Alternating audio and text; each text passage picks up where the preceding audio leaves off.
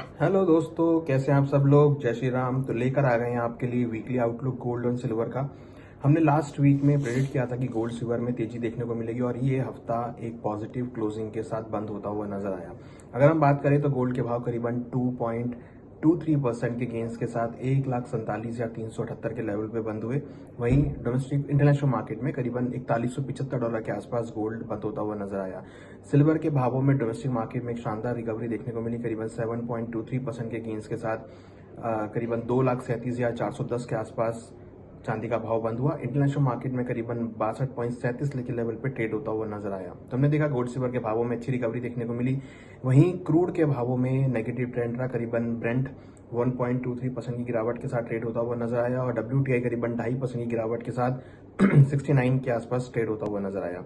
Copper के अंदर हमने रिकवरी आती हुई देखी, हालांकि एल्यूमिनियम और में थोड़ी नेगेटिविटी रही। जिंक भी पॉजिटिव नोट के साथ क्लोज होता हुआ नजर आया। तो हमने देखा कि मेटल्स के अंदर, प्रीशियस मेटल के अंदर एक लोअर लेवल पे रिकवरी देखने को मिली, जबकि क्रूड के भाव भी लोअर लेवल से कुछ कुछ रिकवर होते हुए नजर आए, मगर कहीं ना कहीं एक नेगेटिव टेरिटरी में बंद हुए। तो अगर हम पूरी मार्केट का यहाँ पर आकलन करें तो यहाँ पे गोल्ड सिल्वर में आने वाले वीक में तेजी देखने को मिल सकती है, क्योंकि यहाँ पे जो एक्सपेक्टेशन है इंटरेस्ट रेट कट होने की वो कम होती जा रही है। पहले 65% से कम होकर वो 55% रह गई है।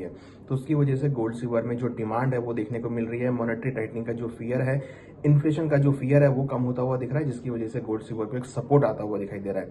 तो कहीं ना कहीं लग रहा है कि अगला हफ्ता भी एक पॉजिटिव नोट के साथ जा सकते हैं। यूएस के डेटा अगर हम बात करें तो unemployment claim, unemployment rate, US के जितने भी डेटा थे सब एक पॉजिटिव नोट पर आते हुए नजर आए।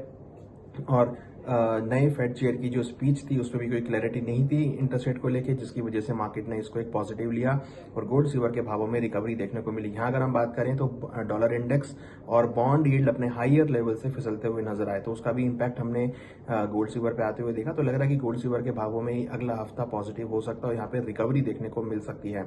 यहाँ अगर हम बात करें इंपॉर्टेंट सपोर्ट की, तो गोल्ड में जो इंपॉर्टेंट सपोर्ट है वो करीबन 1,44,000 और नीचे में 1,42,000 ये इंपॉर्टेंट सपोर्ट है।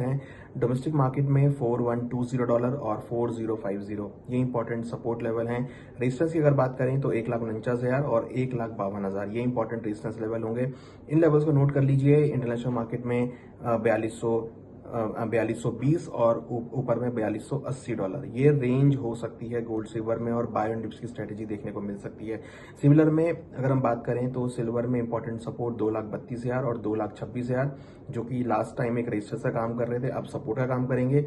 हाइयर साइड में कहीं ना कहीं अगर हम बात करें तो करीबन 2,42,000 और 2,48,000 ये अब रेजिस्टेंस लेवल होंगे।